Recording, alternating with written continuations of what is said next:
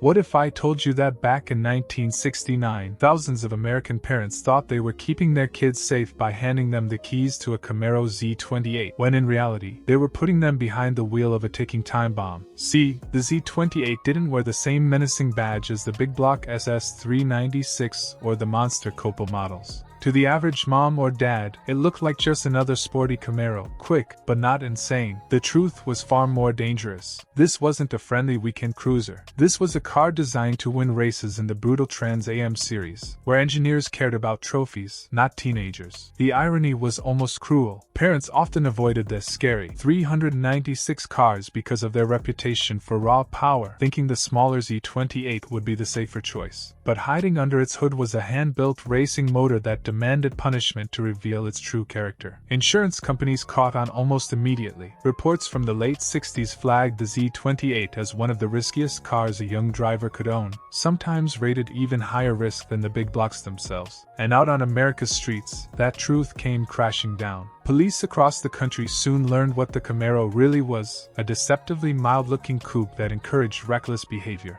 To really understand why the Z28 was so dangerous, you've got to know why it even existed in the first place. And the answer isn't about street racing or drag strips, it's about the Trans Am racing series. Back in the late 1960s, the Sports Car Club of America had strict rules for its Trans Am class. Engines had to be under 305 cubic inches. That meant Chevrolet couldn't just drop in their proven big blocks if they wanted to win. They needed something leaner, sharper, and far more radical. The solution was the now legendary 302 cubic inch small block V8. This wasn't some warmed-over street motor. This was a racing heart, built with forged steel internals, a solid lifter camshaft, heavy-duty rods, and high-flow heads that begged to breathe at sky-high RPMs. It wasn't designed to idle smoothly at the drive-thru or pull away gently from a stoplight. No, it was built for one purpose: to screen past competitors on the track. On paper, Chevy rated it at 290 horsepower, but anyone who knew how to tune one understood that was a lie, a clever trick to keep insurance companies calm.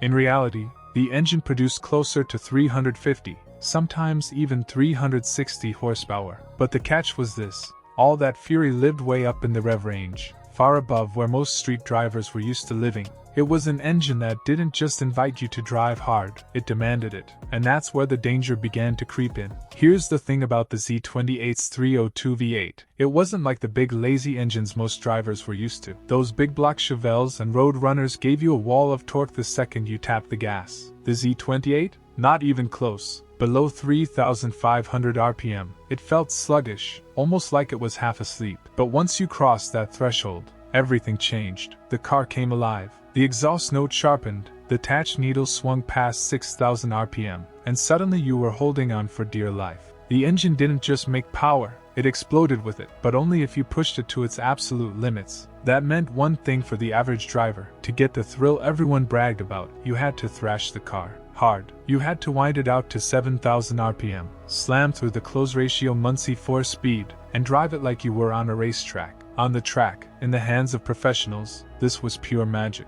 But on public streets, that was a recipe for disaster. A car that punished hesitation, rewarded recklessness, and tricked teenagers into believing the only way to keep up was to push it beyond reason. And once drivers got a taste of that high-rev rush, they couldn't resist. That's when the Z28 started earning its reputation, not as a safe, small block car, but as one of the deadliest machines of its era. Now picture this. It's 1969, you're 18 or 19 years old, fresh out of high school, and you've just convinced your parents that a Camaro Z28 is safer than one of those big scary SS models. The car looks tame enough. It doesn't rumble like a 396. It doesn't have a monster hood scoop, and your parents figure, what's the worst that could happen? But the first time you bury that gas pedal and watch the attached needle swing toward the red line, you realize this isn't a mild-mannered small block. It's a wolf in sheep's clothing. And like most wolves, it wanted to hunt. That's exactly what thousands of young drivers did. They treated their Z28s like mini Trans Am cars, slamming gears at 6,500 RPM, revving them out on empty highways, and taking corners like they were at Daytona.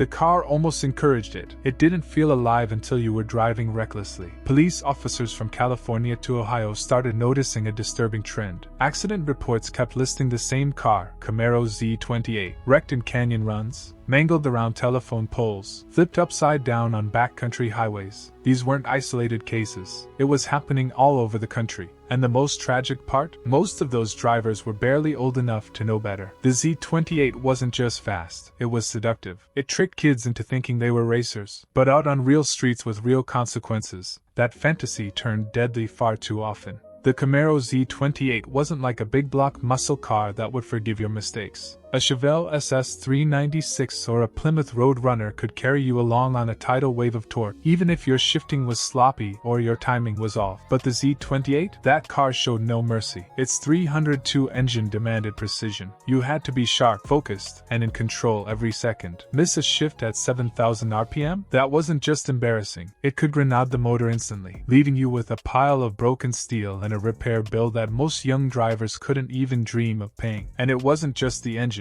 The handling was razor-sharp but twitchy at the limit. On paper, the F41 suspension and wide Goodyear polyglass tires made it a corner carver. In reality, one wrong move could send you spinning. If you lifted your foot off the gas mid-corner, the rear end could snap around without warning. For an inexperienced driver, that meant the difference between making it home and wrapping the car around a tree. The Z28 rewarded aggression. It begged you to push harder, rev higher, take bigger risks. But the moment you hesitated or lost focus, it punished you brutally. And for the thousands of young Americans who climbed behind the wheel, that razor's edge often proved too sharp.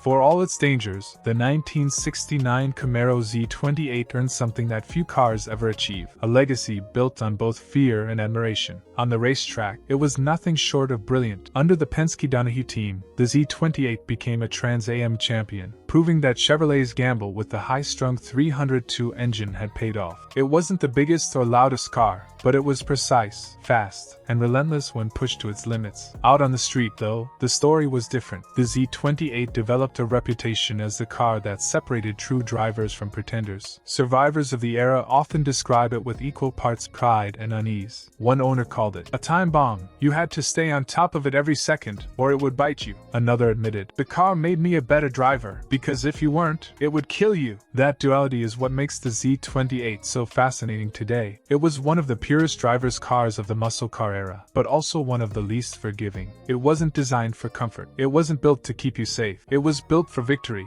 and if you weren't prepared, it was more than willing to make you a casualty. Even now, more than 50 years later, the Z28 is remembered not just as a muscle car icon, but as a machine that demanded respect. And if you gave it anything less, it might just be the last car you ever drove. The 1969 Camaro Z28 stands as one of the most fascinating contradictions in muscle car history. On one hand, it was a beautifully engineered, razor-sharp performance machine that dominated Trans Am racing and earned the respect of enthusiasts around the world. On the other, it was a high-revving, unforgiving car that turned inexperience into danger, leaving a trail of accidents and near misses across America's streets. It wasn't built for comfort, safety, or forgiveness. It was built to win, to push drivers to the edge, demanding skill, focus, and nerves of steel. Those who mastered it remember the thrill. Those who didn't, well, too many didn't make it back. And here's the chilling thought: the Camaro Z28 wasn't the only small car, big engine menace out there. The streets of the 60s and 70s were full of these hidden killers, and one of the next legends, or nightmares, might just be the Chevy Nova SS327 or 396, a car with its own deadly reputation waiting to be told. What if I told you the story of the Nova was even more shocking?